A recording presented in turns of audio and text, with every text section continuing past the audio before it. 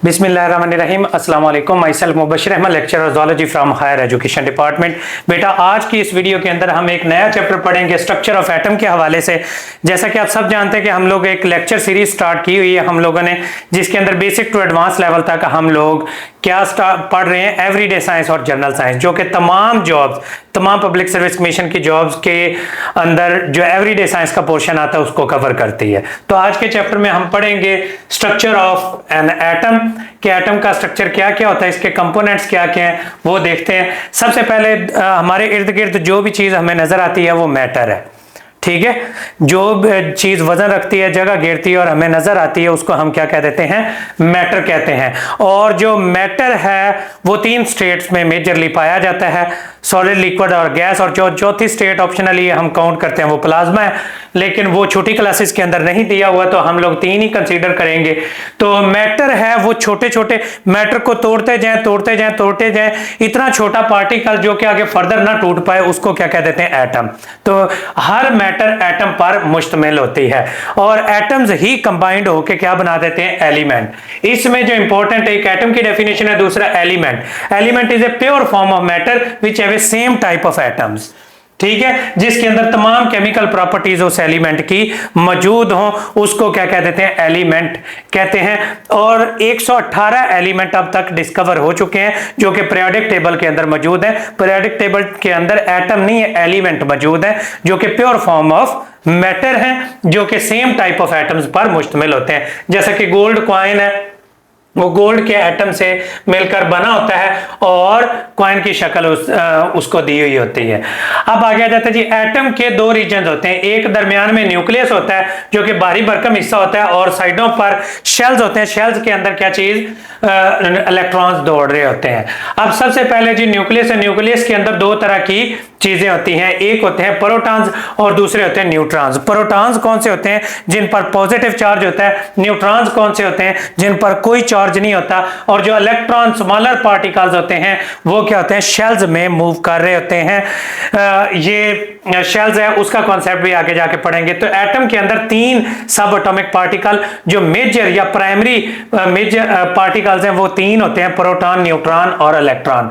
Proton और neutron nucleus में पाए जाते हैं, इलेक्ट्रॉन फिक्स्ड शेल में मूव कर रहे होते हैं, ठीक हो गया। और आगे जी देखते हैं कि जो स्ट्रक्चर ऑफ एटम है, सबसे पहले जो दिया था वो जॉन डाल्टन ने बताया था कि ये एक सॉलिड स्फीयर मॉडल उसने दिया था 1803 के अंदर। ये बस आप लोगों ने याद रखना है। प्लम पडिंग मॉडल किसने दिया था, जे थॉमसन ने 1904 के अंदर।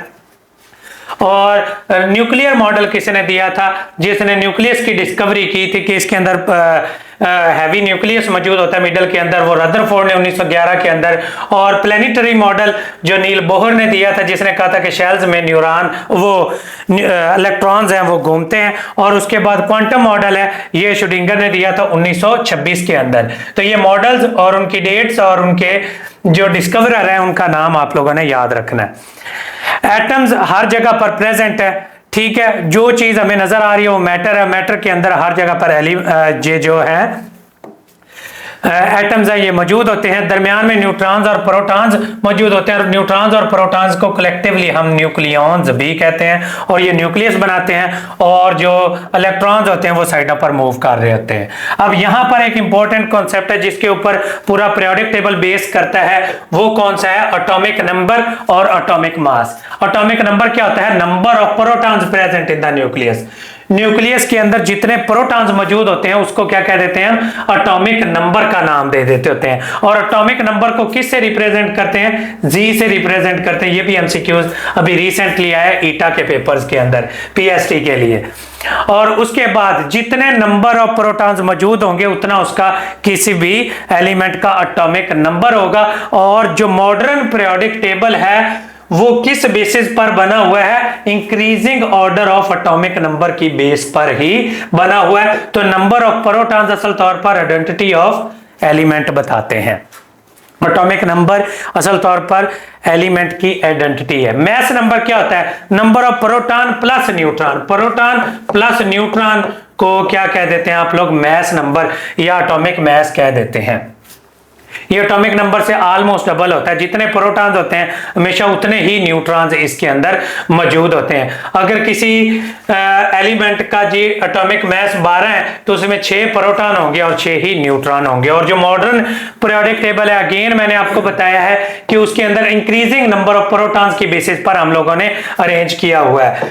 तो अब इसके अंदर जो होते हैं, सबसे पहले पीरियोडिक टेबल के अंदर अगर देखें तो पीरियड्स और ग्रुप्स हैं। ये आप जाहिर पिक्चर है वो टिल्टेड फॉर्म में लगी हुई है। जो इस तरह से ये जो रॉज हैं, ये अगर देखें तो 18 इसके अंदर क्या चीज है, आपको ग्रुप्स नजर आएंगे। हॉरिजॉन्टल रॉज हैं जो, वो क्या चीज है, ये पीरियड्स हैं, ये देख लें, ठीक है। इधर वो ज़ाहिर पिक्चर उल्ट है, तो अगर इसको इस तरफ करके देखें तो ये जो इस तरह से 7 आप लोगों को इसके अंदर हॉरिजॉन्टल रॉज नजर आएंगी जो कि पीरियड्स हैं, और 18 ये जो वर्टिकल रॉज हैं वो नजर आएंगी, उनको क्या कह देते हैं आप लोग, ग्रुप्स कहते हैं। तो पीरियोडिक टेबल के अंदर क्या कितने 7 पीरियड्स और 18 ग्रुप्स मौजूद होते हैं। पीरियोडिक टेबल के अंदर जो एलिमेंट लिखा होता है वो किस बेसिस पर लिखा होता है, ये जैसा कि मैग्नीशियम लिखा हुआ है, ये मैग्नीशियम का अगर देखें तो नीचे 24 लिखा होगा, ऊपर 12 लिखा होगा। एक तो ये एलिमेंट का सिंबल होता है, जो ऊपर लिखा होता है वो एटॉमिक नंबर लिखा होता है, और नीचे क्या लिखा होता है, एटॉमिक मास लिखा होता है। तो यही चीजें ये ऊपर बताई हुई हैं। इसको अगर हम देखें तो मॉडर्न पीरियोडिक टेबल में जो हॉरिजॉन्टल रॉज है वो क्या चीज है, पीरियड्स हैं, और 7 पीरियड इसके अंदर मौजूद है। सबसे पहले पीरियड में हाइड्रोजन और हीलियम है, दूसरे के अंदर आगे एलिमेंट 8 है, तीसरे के अंदर भी 8 है, और आगे आगे वो बढ़ते जाते हैं। वर्टिकल कॉलम्स है, ग्रुप्स हैं, टोटल 18 ग्रुप्स हैं। सबसे जो लास्ट ग्रुप है उनको नोबल गैसेस कहा जाता है। उनका आउटर मोस्ट शेल है वो कंप्लीट होता है, वो नॉन रिएक्टिव होते हैं, और इनको कलरलेस, ऑर्डरलेस, टेस्टलेस और नॉन फ्लेमेबल होते हैं। जो helium, neon, organ, krypton, xenon और रेडॉन है, ये 18वें ग्रुप के अंदर मौजूद होते हैं या 8A के अंदर मौजूद होते हैं। तो नंबर ऑफ प्रोटॉन्स हम कैसे मालूम कर सकते हैं, number of protons in the element is equal to the atomic number. Number of proton मालूम करने जो एटॉमिक नंबर होगा। और नंबर ऑफ न्यूट्रॉन्स कैसे मालूम करने, प्रोटॉन से जो माइनस करके जो चीजें बाकी बचेंगी वो नंबर ऑफ न्यूट्रॉन्स होंगे।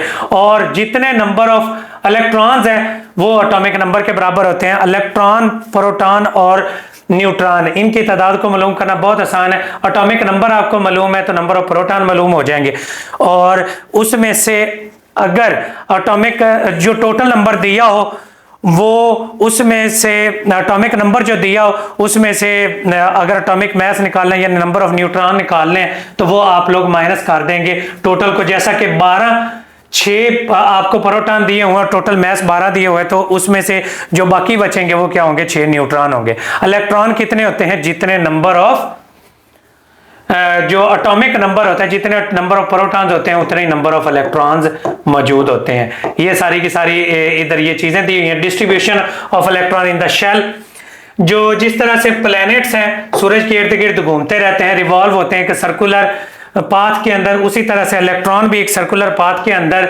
घूमते रहते हैं, जिनको क्या कह देते हैं हम लोग, शेल्स का नाम दे देते हैं होते हैं। और इलेक्ट्रॉन की डिस्ट्रीब्यूशन जो सेल के अंदर होती है उसको इलेक्ट्रॉनिक कन्फिग्रेशन का नाम दे देते होते हैं। और शेल के अंदर जो नंबर ऑफ इलेक्ट्रॉन मालूम करने का तरीकेकार है वो 2n², इस फार्मूले से आप लोग मालूम कर सकते हैं। 3 शेल्स होते हैं, K, L और M। K के अंदर मैक्सिमम, अब ये देख लें, पहला शेल है तो ये n का मतलब होगा तो नंबर ऑफ शेल कौन सा है, जो दूसरा होगा और तीसरा होगा उसके अंदर नंबर ऑफ इलेक्ट्रॉन्स आप लोग मालूम कर सकते हैं। ये देखें, पहला शेल है तो उसका 2 इलेक्ट्रॉन होंगे, दूसरा है तो उसके अंदर 8 इलेक्ट्रॉन होंगे, तीसरा है तो उसके अंदर 18 इलेक्ट्रॉन्स होंगे। तो ये आप लोग चेक कर सकते हैं। ये पहले शेल के अंदर कितने इलेक्ट्रॉन मैक्सिमम हो सकते हैं, के के अंदर 2, ये भी एमसीक्यूज है। एल शेल के अंदर कितने हो सकते हैं, ये शेल नंबर 1 होता है, के एल होता है शेल नंबर 2 और एम होता है शेल नंबर 3। और शेल नंबर 3 के अंदर जो कि एम होता है उसके अंदर 18 इलेक्ट्रॉन्स होते हैं। ये नंबर ऑफ इलेक्ट्रॉन मालूम करने का तरीका बताया हुआ है। ये पहले 18 एलिमेंट्स बताए गए जो एटॉमिक नंबर 1 से लेकर 18 तक, उनके अंदर नंबर ऑफ प्रोटॉन्स भी 18 तक होंगे, नंबर ऑफ इलेक्ट्रॉन भी 18 तक होंगे।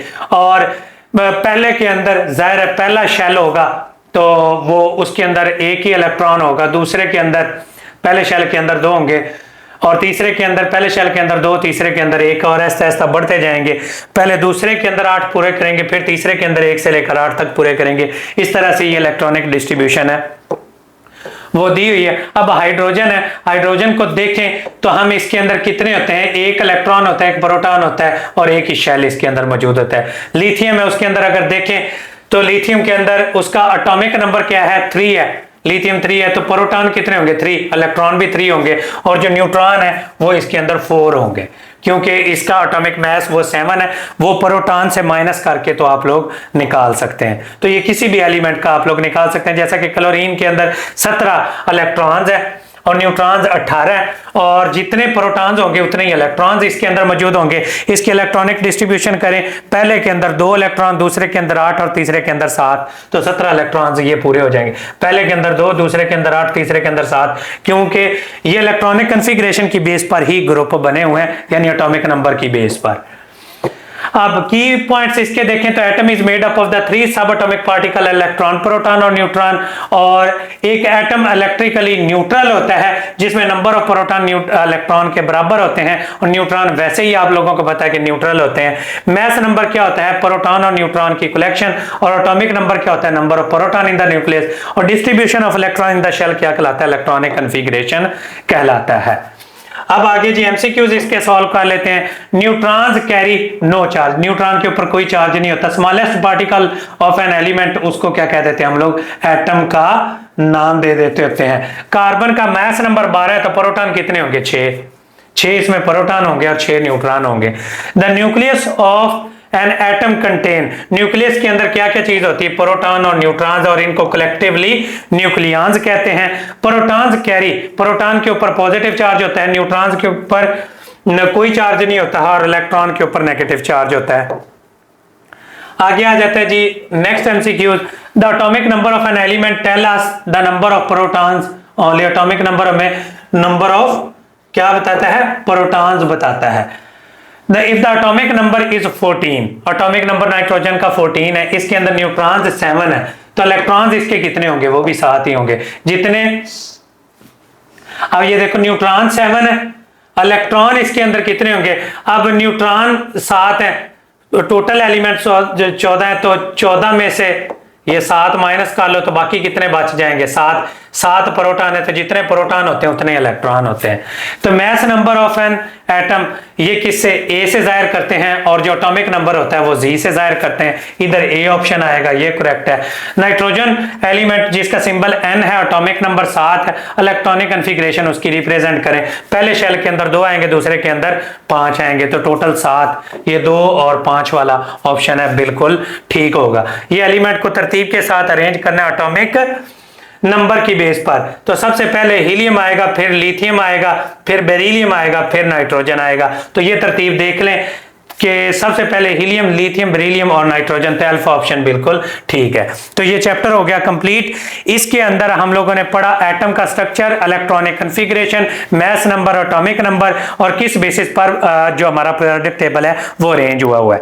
अगर आप लोग हमारे पेड सेशन ज्वाइन करना चाहते हैं तो हर 2 माह बाद हमारा 1 पेपर से रिलेटेड सेशन और तमाम टीचिंग जॉब से रिलेटेड जो सेशन है वो स्टार्ट होता है, जिसमें जनरल साइंस और इसके अलावा जनरल कंप्यूटर, जनरल मैथमेटिक्स और इसके अलावा बेसिक इंग्लिश, ग्रामर, पेडागोजी, ये सारे के सारे पोर्शन है वो कवर करवाए जाते हैं। अभी ईटा की जॉब्स आई हुई हैं, उसका पीएसटी और पीईटी और सीटी का पेपर अभी पेंडिंग है। कुछ जिलों के अंदर पेपर हो गए और कुछ के पेंडिंग है। अगर वो बच्चे भी नोट्स और पेड हमारे नोट्स और एमसीक्यूज है या डाटा परचेज करना चाहते हैं तो वो डिस्क्रिप्शन में दिए गए नंबर के ऊपर रब्ता करके आप लोग हमें ज्वाइन कर सकते हैं। बाकी best of luck to all of you, thank you so much and अल्लाह हाफिज।